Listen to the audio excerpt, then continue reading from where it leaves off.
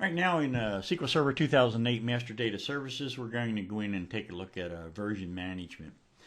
Before I do that, I want to just pop on up and show you that I'm using Camtasia screen recording software. You probably already knew that, and I just wanted to come in and show you that because it's just an outstanding product that I've been using through a number of its iterations.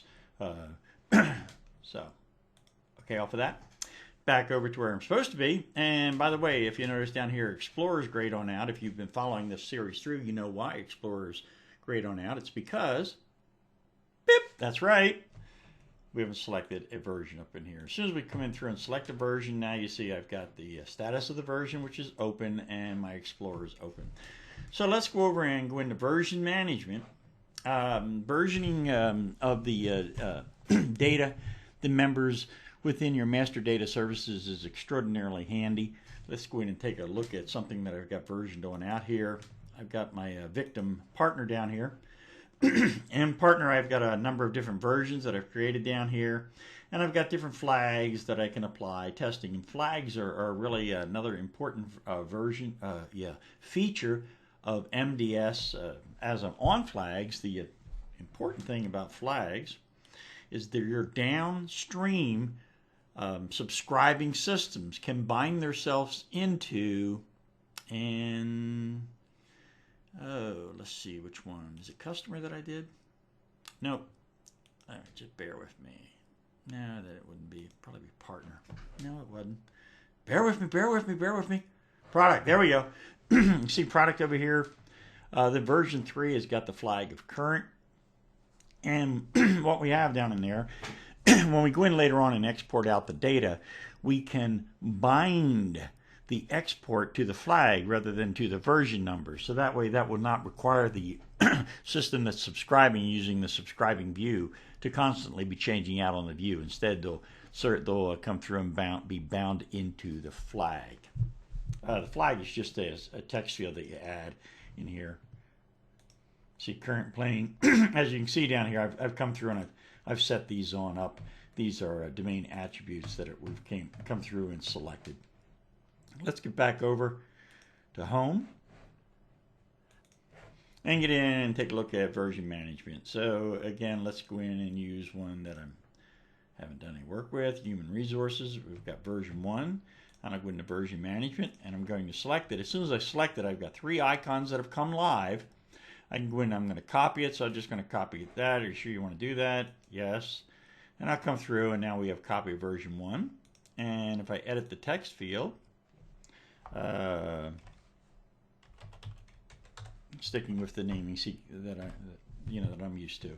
Version 2, and then I can change the description, and as I click within there, she becomes more bold. 2 for demos of HR, just fooling around. Status down here, and if I come in and select my flag, again, I pull down in here and you see I've created no values down here on the flag, so I can come in and I have to come back at a later time and add that value on in so I could change this down here to current. And it's not validated, so let's come back through and take another look at it. So I can move off of it, move over into version 1, and move back through again and select it. And now I can come down here. I'm going to validate the version and reason the version. I'm going to come in through and validate version 2. Validating a version will come through and apply the business rules, if any, that we have created that apply to the version and to make sure that our data does comply. Business rules such as we require an email address, or some of them can be very useful. If we come through and we take a look at data, and we would not allow a negative price. So you come through and you look in, we've got entities, and we're doing hotel rooms, and we never want to show a hotel room with a negative price down there. So we can come through and just say that, look at the attribute of the entity hotel room and see that its rack rate is never a negative, and come through. Otherwise, it'll fail validation. So we'll come through and we'll validate it. Sure, you want to validate it, and they'll say okay, and I'm going to pause while she validates. All right, validation is completed, and if I had any issues, they'd be listed up in here, and validation succeeded. Of course, validation succeeded because I had no business rules that I was applying. If I failed, I could come in here and look at my validation issues, and I'd come through and resolve them from there. Okay, back over on the Manage Version page, I'm going to select version 2 again, and I'm going to go through and lock it. Sure, you want to lock that version. I come through and I lock it, and its status is going to change over in the lock now, which means no changes can be made to the version by your average user. It would take an administrator to come through and make changes. And so now I've got version 2 selected down here, and so now let's go in and fix this flag issue that we took a look at. So I'm going to go over here to Manage, and I'll come in Flags, and now again I have the green plus icon, so I'm going to add that plus down here, and I'm going to give the flag a name, and I'm going to come down here and I'm going to call this current, which is just you know, everybody tends to use that. Committed versions only, yes or no, and I'll come through and I'm going to say true for this committed version down here, and I'm going to save that.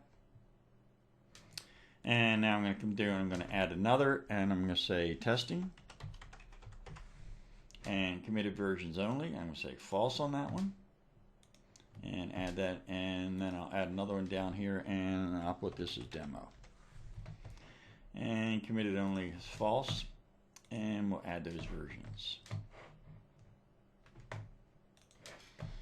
Okay, I'm back on the Manage Versions web page. I'm going to select 2 down in here, and if you remember on the flags we created, let's go over and take a look at the flags. And I have demo and testing. If you remember, I created 3 tags. One of the flags, though, I selected true for committed versions. So let's go in and just to show you this, let's take one and I'm going to set this down here as version 1 is for testing. And now I'll come down here, I'm going to select version 2. But let's go to the validate version. Again, and we've got version 2 selected down in here, and version 2 has been validated. So now that it's been validated, I've got this commit. I'm going to select commit. Are you sure you want to commit this version? When I commit a version, I can no longer make changes to it, no matter even if I'm an administrator. So I'm going to say OK, and I'll pause while it commits. And it is successfully committed.